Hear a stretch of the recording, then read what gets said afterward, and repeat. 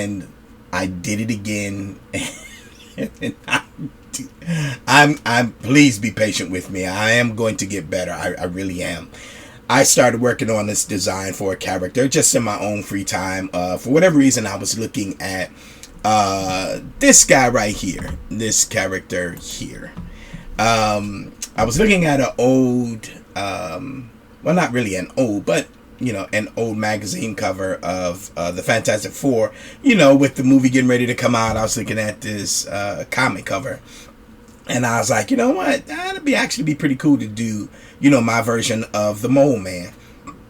To me, being a huge Marvel Comics collector, loving the Fantastic Four and practically everything Marvel, the Mole Man was one of those characters, like, when you're younger, you're like, he's kind of stupid, blah, blah, blah. But when you get older, he's actually a pretty dope character. And oftentimes when I am doing a design, I will I'll create my own world concerning that character. So the origin that I have in my head is not the comic origin of the character. So with that being said, I went about the business of redesigning this guy. Now here's the problem with me for the Mole Man. It's like, okay, homeboy lives underground, right? Yet my man looked like he got a nice fresh cut. Now, this is a drawing that John Byrne did, who was one of my favorite artists back then. And I'm like, yo, he got him all pieced up and everything, nice cut. Same thing with this drawing. It's like, oh, he looked like he came straight from the barber, And I started laughing when I saw it, because I'm like, yo, this dude live underground, whatever.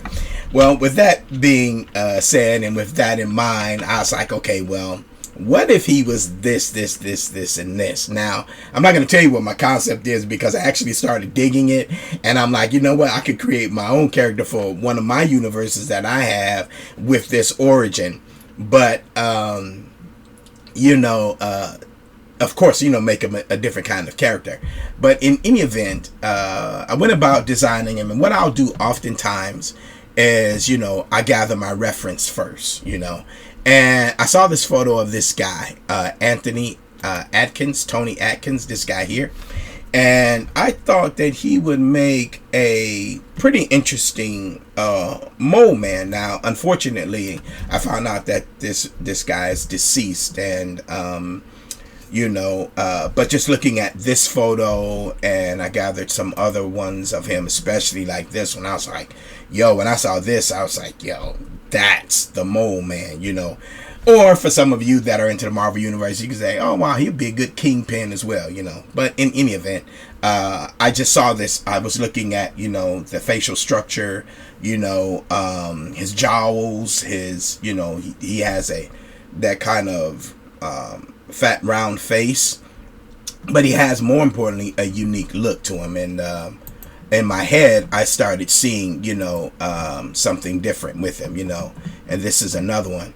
But then also this pretty interesting looking gentleman, right? The hair, the pretty large nose, the mouth, and so on. And so with that in mind, I said, well, let me start designing. So it wasn't something that I wanted to spend too much time on, but I did crank out some sketches, right? So I was, in my head, I'm thinking about what this character would be, what his origin would be, and how did he get underground, and how did, if any of you guys know the history of the Mole Man, he lives underground, and he is the leader of this subterranean group of people deep down in the earth or whatever, and they're called Mole Men and all this other stuff. And what I didn't do was grab some of the reference material for, from the comics of the original Mole Man, because I just went on ahead and started doing the designs of those guys as well. I may show them and I may not.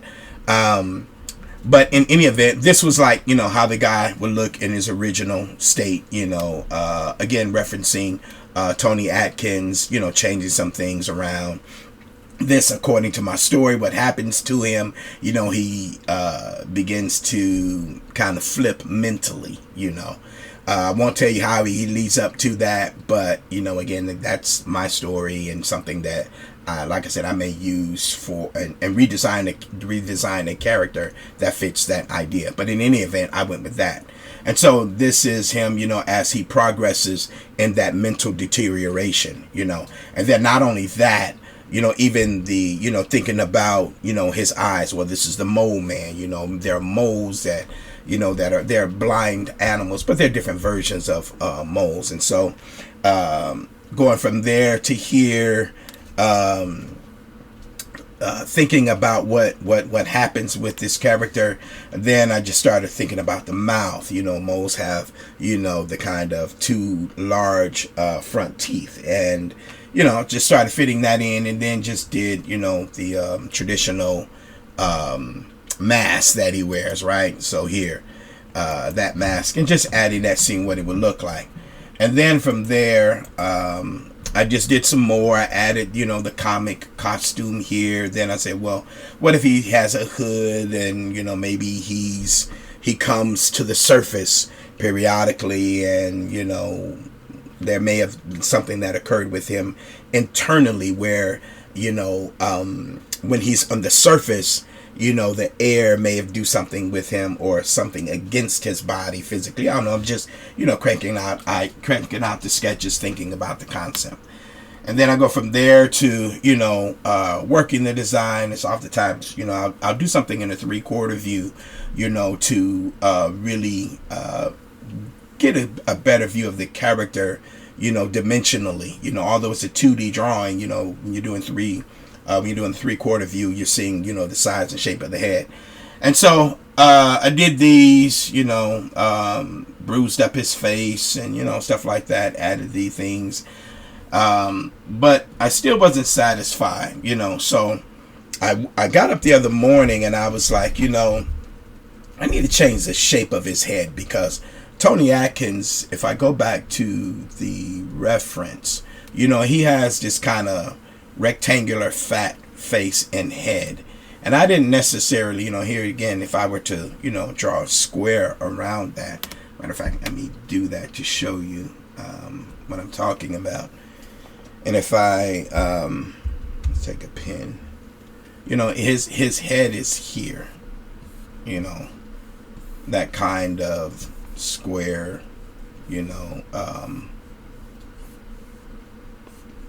that kind of square look, and I didn't necessarily, really want that, because if I go back here, that's pretty much the same thing with the character's concept. It's more rounded and oval here, but it's still that kind of look. So what I wanted to do was do something more,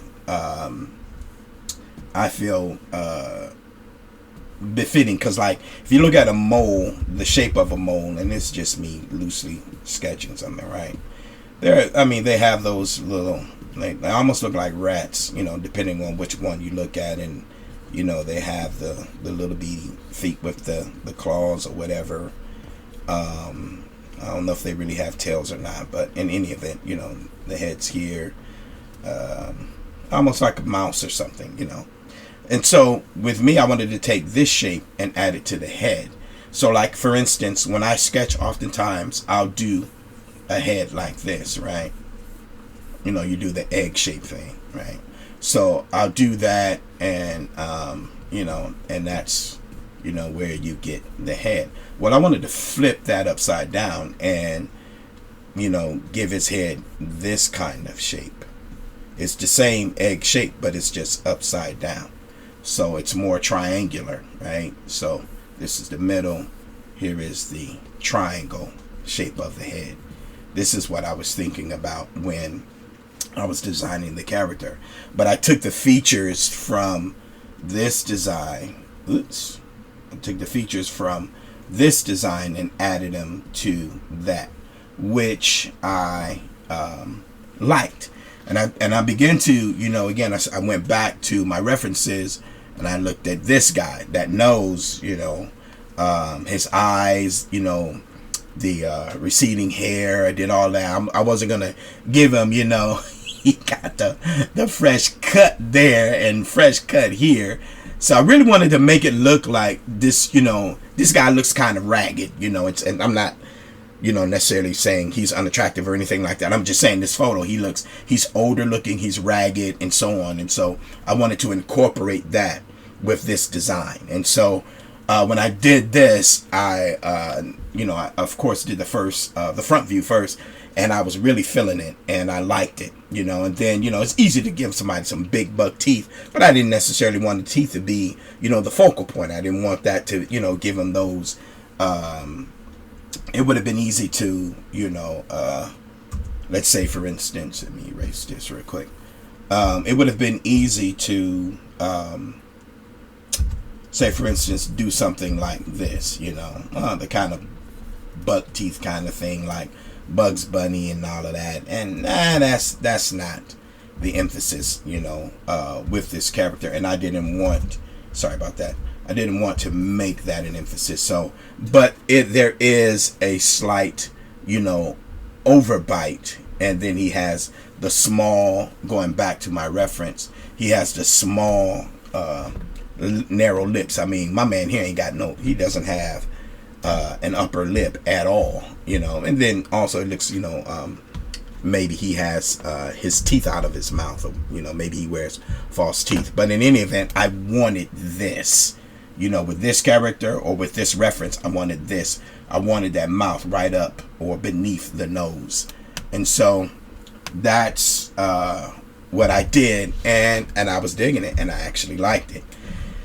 Which is, you know, again, especially for something quick, not spending, you know, too much time on it, I liked it. And so I went from there and just started experimenting, you know, with, you know, then just adding the goggles on it, you know. Well, what would he look like? And, you know, when you get into this stuff, you can do like hundreds and hundreds of designs. You could go back and forth. But like I said, it was just, I wanted to do something for the channel, something quick, you know, something fun. So I didn't really want to spend too much time on it.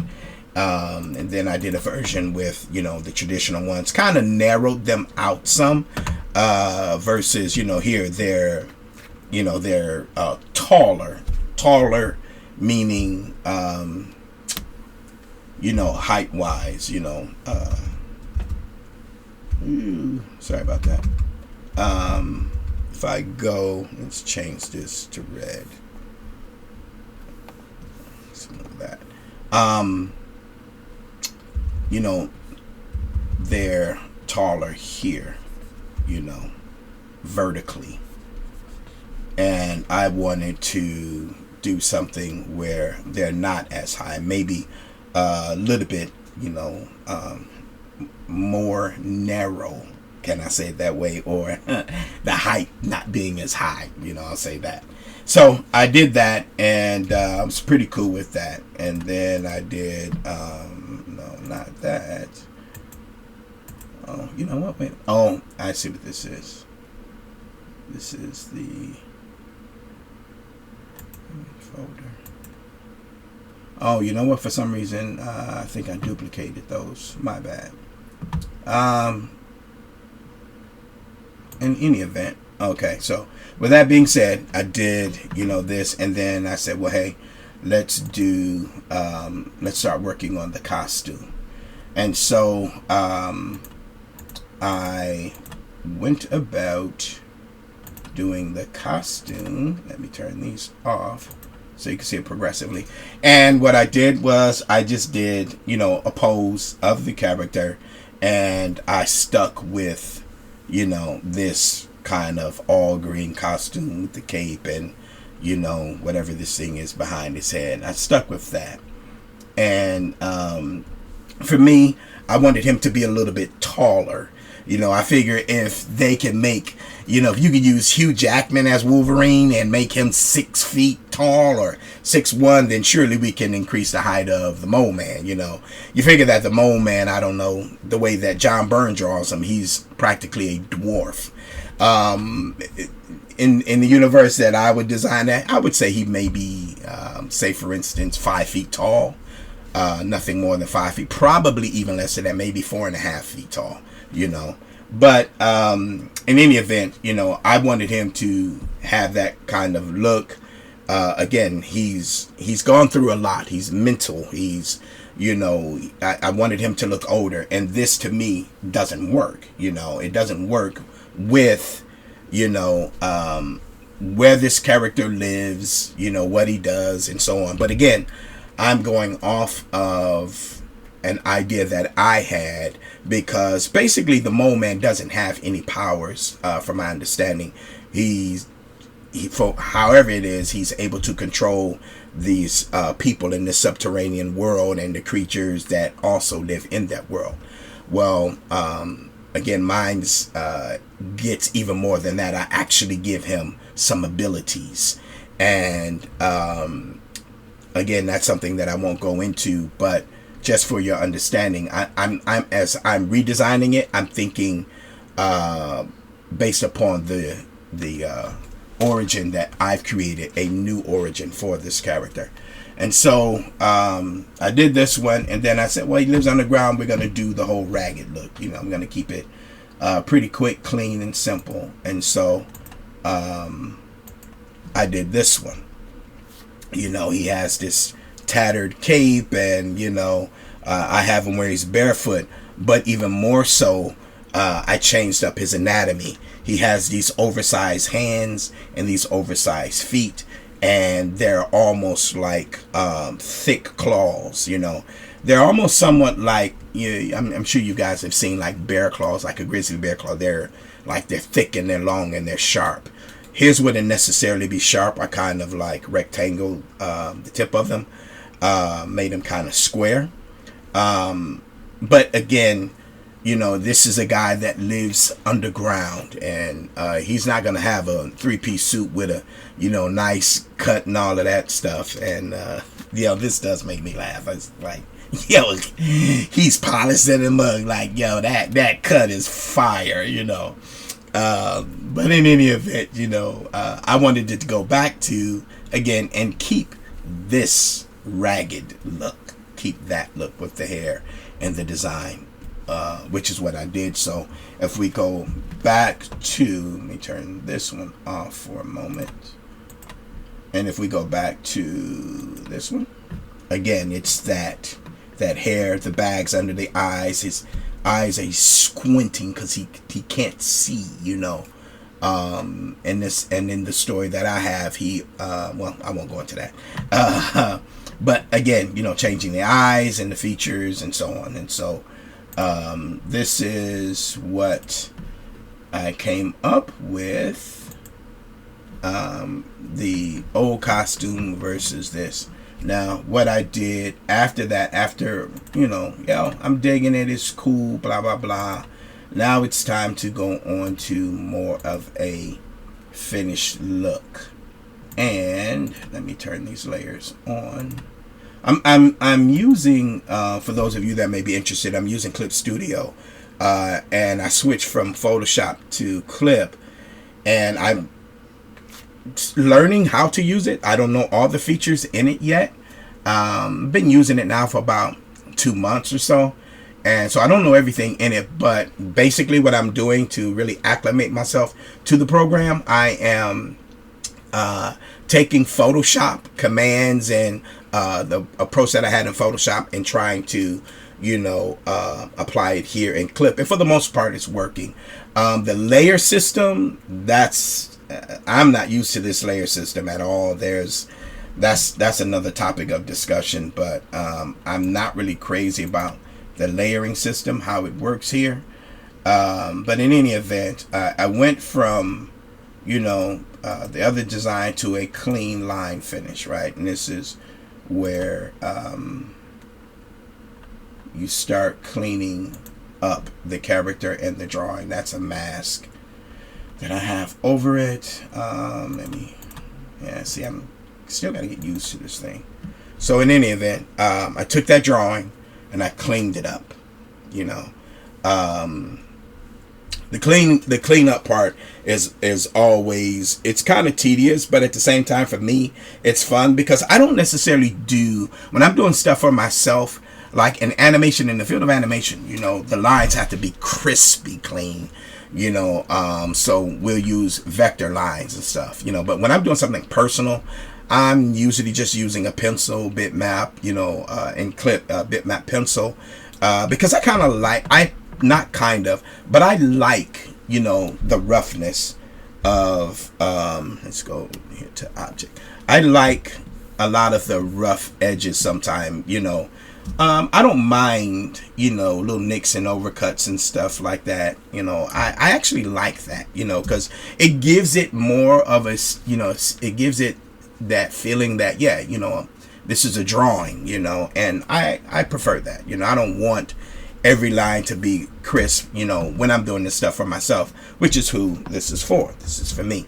And so, but it's clean enough, where I'll, now start adding my colors. Now, what you see up here is a little palette mix, because when I did the rough version, what I didn't show you is,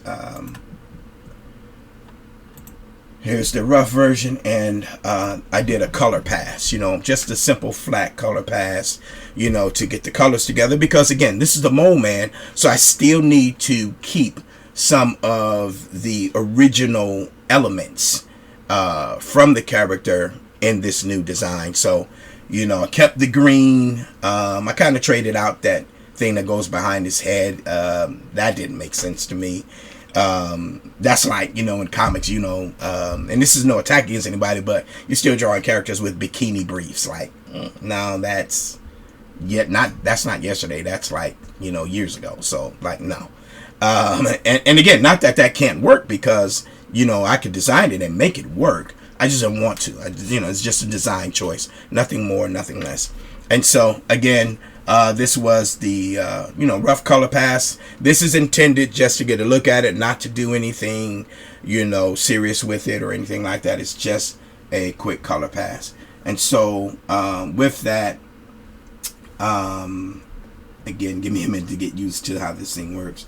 I took this drawing and I did also a color pass for this.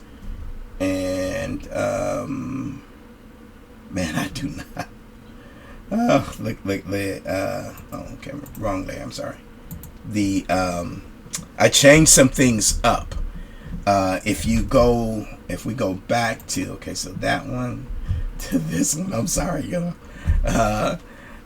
this was kind of too simple for me, and I needed it to have some asymmetry.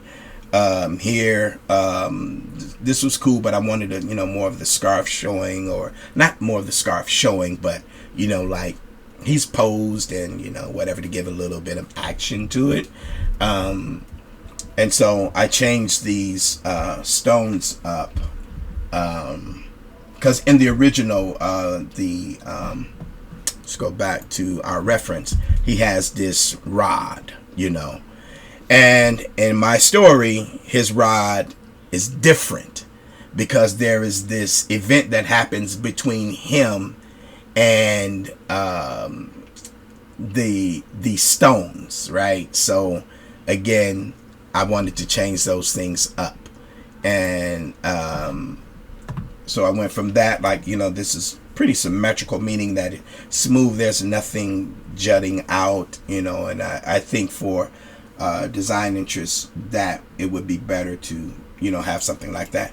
So I had these coming out, changed this down here, added this flowing scarf, again, to kind of add a little bit more dynamics to the pose. And it's simple things like that you can do to create something interesting in the pose or add to it. And so with that in mind, I just changed a few things up, added some more hanging parts on the bandages, and again, oftentimes when you get that design, those little last minute details, you're gonna make those anyway. And so I just added a flat color on. I took those same colors, lightened up his flesh. Like I said, when I'm always doing that, and it's like I'll start doing something and I'm like, dadgummit, I'm meant to record. So again, I apologize to you guys. And basically how I approached it is once my line work is clean, I'll create a mask on an empty layer. So that way I don't have to necessarily concern myself with, oh, make sure I'm staying in line. And the way that I'll do that is, here, I'll show you. For those of you who may not know. So, you know, you take the wand tool, go to your layer that has the line on it, and, you know, select outside of it. Because what you're going to do, you're going to invert the selection. So I'll go into all those areas that have the negative space like this. You know, down here in the leg, you know, down here in the here where the fingers are, that little part, here, and there's a hole in the cloth, and you know, and then I'll shift control I to invert it. And once I invert it and hit mask, you'll see here it gives me this mask. And so once I have the mask, any color that goes outside of that will not be visible, because all the color will stay contained within the mask that's created for it, which is this. So if I turn this off, this is the result of, you know, the mask effect. So and I'm sure some of you guys already know that, but this is my approach. And like I said, I didn't really want this to be a long video. What I am going to do in future demos is actually go live on those maybe. And again, because I forgot to hit the record, I still wanted to some way salvage, you know, what I'm doing. And, you know, when I'm done with it, I'll show you guys the cleaner version, because I am going to do a quick bust sculpt of the character. But again, this whole video was just to show you the approach, you know, what we do in the industry, you know, as far as you know, from concept to sculpt to, well, let's say this way, from concepts to revision of concepts, which you may spend time on and go through a whole bunch of revisions, you know, especially if you have a good art director. And you know, at the end of the day, it's not, as the artist, it's not about, you know, the ego and the pride, or, oh man, you don't like the design. That has nothing to do with it. You know, at the end of the day, it's about the product. It's about the character. It's not about me being, you know, an artist, or my ego, or insensitivities or sensitivities, whatever it is. It's about the product. And so if changes need to be made, changes need to be made. And again, because I'm doing this and I am the artist, the art director, and the sculptor, you know, it is, you know, again, this is just for me. But these are the things that you will go through. And sometimes you may spend a good period of time on, you know, a concept and revisions. You know, this is just something that I did for the channel. Like when you're on the job, man, you may spend however amount of time on one character. But again, in any event, I just wanted to show you guys this. I wanted to keep the video pretty short. Didn't want to, you know, take up too much of your time, but just show you what's going on, what I'm doing, and, you know, the things that I have in store coming to the channel. So again, thank you guys for your time. You know, it's always dope, you know, doing this. I'm getting used to it, and like I said, be patient with me. I'm making some mistakes, and I know I laugh a lot because when I do something stupid, I'll be like, what the crap, you know. But in any event, this is what I'm working on, and like I said, between today and tomorrow, I'll probably post the scope. Like I said, I'm just gonna do a bust just to show you guys the process. So have a blessed day. Thank you again for coming to PB Collectibles Corner. Please hit that like and share button. Share with, you know, people. Again, we're going to be going over and talking about sculpt statues, and, you know, we're going to do unboxing and all of that. But being an artist, it's like I want you guys to get the full gambit of it. You know, how we think as artists, you know, what we may do, what we may take out, you know, whatever the case may be. And so, again, hit that like, hit that share button, and I see you guys on the next video. Take care. Have a blessed day.